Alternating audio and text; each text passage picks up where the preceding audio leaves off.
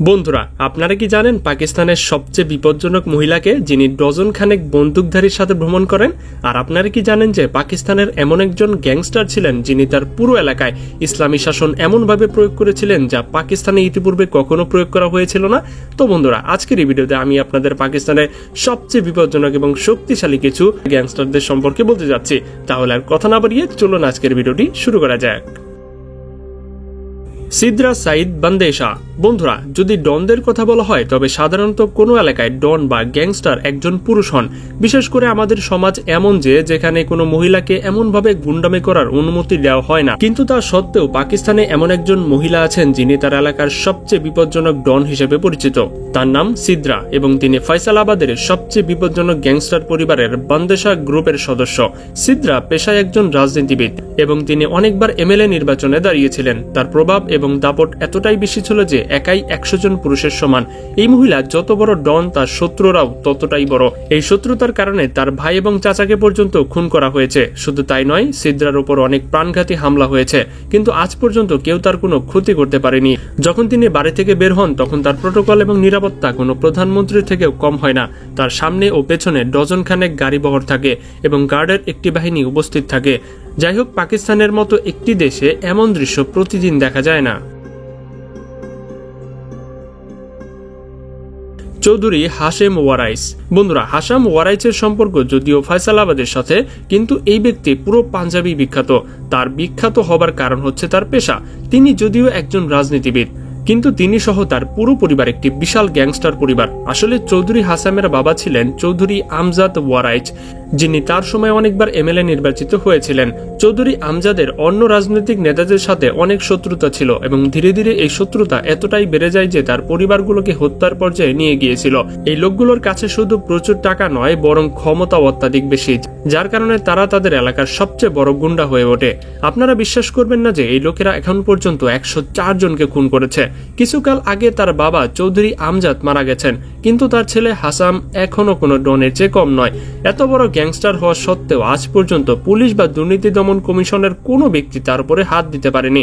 উল্টো তাকে এত প্রোটোকল দেওয়া হয় যে যেন তিনি কোনো প্রধানমন্ত্রী। হাসামের শত্রুতা এত বেশি ছিল যে একবার শত্রুতা তার ডেরায় গ্রেনেড এবং রকেট লঞ্চার দিয়েও হামলা করেছিল, কিন্তু তার এত উচ্চ পর্যায়ে যোগাযোগ ছিল যে সে প্রধানমন্ত্রী হাউস থেকে তাকে রক্ষা করার জন্য 15 জন গার্ড পাঠানো হয়েছিল। যখনই তিনি বাড়ি থেকে বের হন তখন ডজন খানেক গাড়ি তার সাথে যায় এবং তার সামনে পেছনে উপস্থিত থাকে।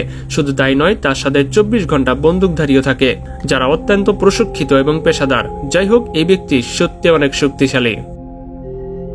কাশি ভাট্টি। বন্ধুরা, আপনারা অনেকেই কাছে ডাকাতের নাম তো অবশ্যই শুনেছেন।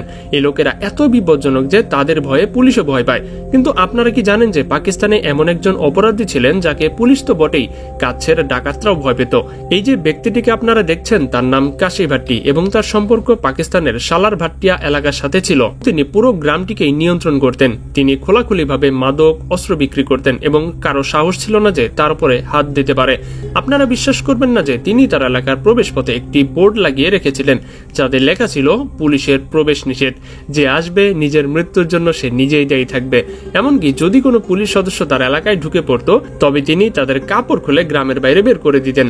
তাদের কাছে পাকিস্তানের সবচেয়ে আধুনিক অস্ত্র ছিল এবং তিনি তা প্রকাশ্যে বিক্রিও করতেন। পুলিশ তাকে গ্রেফতার করার জন্য অনেকবার তার এলাকায় অভিযান চালানোর চেষ্টা করে, এমনকি 2 সপ্তাহ পর্যন্ত তাদের মধ্যে লড়াই চলতে থাকে, কিন্তু শেষ পর্যন্ত পুলিশকেই হার মানতে হতো। যখন তারা দেখলো যে এই গুরুতর অপরাধীরা কোনোভাবেই ধরা পড়ছে না, তখন পুলিশ অন্য একটি পদ্ধতি গ্রহণ করলেন। তারা কাশির শ্বশুরবাড়ির সমস্ত লোককে থানায় আটকে রাখলেন। তাদের ধারণা ছিল যে কাশি যখন তাদের ছাড়িয়ে নিতে আসবে তখন তারা তাকে ধরে ফেলবে, কিন্তু কাশি এবং তার 2 ভাই পুলিশের পুরো বাহিনীর চেয়ে এত ভারী ছিল যে তারা নিজেদের আত্মীয়দের থানা থেকে পালিয়ে নিয়ে গেল। অবশেষে পুলিশ একটি গোপন মিশন তৈরি করলো, যেখানে কিছু অফিসার কাশির শ্বশুরবাড়ির একটি অনুষ্ঠানে সাধারণ পোশাকে পাঠানো হলো। সেই কাশির অনুষ্ঠানে এলেন, তারা সরাসরি তারপরে গুলি চালানো শুরু করলেন। পুলিশ সদস্যরা তার মাথায় এত গুলি মেরেছিল যে সেই গ্যাংস্টার সেখানেই মারা গেছে। কাশি নিজে তো মারা গেলই, কিন্তু সালারবাট্টির মানুষ আজও তার নামে কাঁপে। এই ব্যক্তি পাকিস্তানের সবচেয়ে বড় অপরাধীদের মধ্যে একজন ছিলেন। খানা ওয়ারাইচ। বন্ধুরা, এই যে ব্যক্তিটিকে আপনারা দেখছেন তার সম্পর্ক সেই খুপুরা থেকে ছিল। খানা ওয়ারাইচ এমন একটি পরিবারে জন্মগ্রহণ করেছিলেন যেখানে শত শত বছর ধরে শত্রুতার নামে খুন এবং মারামারি চলে আসছিল। যখন খানও বুঝদার হলেন তখন তিনিও সেই শত্রুতার মধ্যে জড়িয়ে পড়লেন এবং এটি তাদের আসল পরিচয় হয়ে দাঁড়ালো। তারা একের পর এক লোক খুন করতে লাগলো, কিন্তু শেষ পর্যন্ত তারা নিজেরাই ধরা পড়লো এবং আদালতে খানকে মৃত্যুদণ্ড দিল। কিন্তু তার ভাগ্য ভালো ছিল যে মৃত্যুদণ্ড কার্যকর হবার আগেই বেনজিরের সরকার ক্ষমতায় আসলো এবং তারা মৃত্যুদণ্ডকে 25 বছর কারাদণ্ডে রূপান্তর ঘোষণা করলো। 14 বছর পর্যন্ত খানও জেলে ছিল এবং তারপর তিনি জেল থেকে বেরিয়ে এলেন। কিন্তু যখন তিনি জেল থেকে বের হলেন তখন গ্যাংস্টার থেকে অন্য কিছুতে রূপান্তর হয়ে গিয়েছিলেন। জেলের ভেতর থেকে তিনি আল্লাহর সাথে এতটাই সম্পর্ক স্থাপন করলেন যে বাইরে আসার পর তিনি শুধু তার গ্রাম নয় বরং আশেপাশের 40টি গ্রামে ইসলামী আইন প্রয়োগ করার ঘোষণা দিলেন। খানয়ের দাপট সম্পর্কে সবাই জানতো, কিন্তু কেউ জানতো না যে তার ইসলামী গ্রুপ এরকম হবে। তার কথা ছিল সে তার এলাকার আশেপাশে যতগুলো গ্রাম আছে সেখানে কোনো ব্যক্তিকেই নামাজ ছাড়া থাকার অনুমতি দেওয়া হবে না। যদি কোনো ব্যক্তি ভুল করেও একত্র নামাজ ছেড়ে দিত তবে তাকে কঠোরতম শাস্তি দেওয়া হতো। শুধু তাই নয়, তিনি মাদক বিক্রির ওপরও নিষেধাজ্ঞা জারি করেছিলেন এবং 40টি গ্রামেই তার প্রতিনিধিরা উপস্থিত ছিলেন। যদি কেউ মাদক নিত বা বিক্রি করত এবং ধরা পড়ত তবে তাকে সরাসরি গুলি করা হতো। খানয়ের দাপট এত বেশি ছিল যে এই 40টি গ্রামে কেউ মাদকের নাম পর্যন্ত নিত না, এমনকি গ্রামের ভেতরে চুরি করাকেও শাস্তি দেওয়া হতো। তিনি খোলাখুলিভাবে ঘোষণা করেছিলেন যে সবাই তাদের দোকান খোলা রেখে নামাজ পড়তে যাবে। যদি তাদের 1 টাকারও ক্ষতি হয় তবে তিনি 12 গুণ ফেরত দেবেন এবং এমনটাই ঘটত। যদি কোনো ব্যক্তি খানয়ের কাছে চুরির অভিযোগ নিয়ে আসতো তবে খানও শুধু চোরকে ধরতেন না বরং সেই ব্যক্তির টাকা 12 গুণ ফিরিয়ে দিতেন।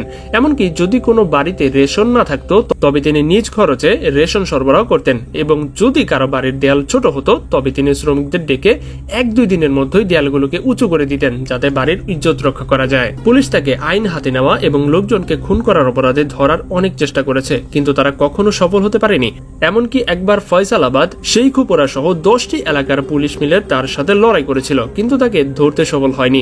অবশেষে জেনারেল মোশাররফ খানয়ের মাথার উপর 5 লাখ টাকা পুরস্কার ঘোষণা করলেন এবং শত্রুরা খবর দিয়ে তাকে পুলিশের হাতে খুন করিয়ে দিল। পুলিশ এবং তার শত্রুদের কাছে খানও একজন গ্যাংস্টার ছিলেন, কিন্তু আজও যদি তার গ্রামের লোকদের জিজ্ঞাসা করা হয় তবে তাদের কাছে খানও কোনো হিরোর থেকেও কম ছিলেন না। তো বন্ধুরা, আজকের ভিডিওটি ঠিক এই পর্যন্তই। আপনাদের কাছে আজকের ভিডিওটি কেমন লেগেছে সেটা কিন্তু অবশ্যই আমাদেরকে কমেন্টে জানাতে ভুলবেন না। আর এখনো যারা আমাদের চ্যানেলটি সাবস্ক্রাইব করেননি তারা দ্রুত সাবস্ক্রাইব করে দিন, কারণ এমনই মজার ভিডিও আপনি প্রতিদিন দেখতে পাবেন ইনশাআল্লাহ। তো দেখা হচ্ছে পরবর্তী পর্বে মজার কোনো এপিসোড নিয়ে। আজকের মতো এখানে বিদায়। আল্লাহ হাফেজ।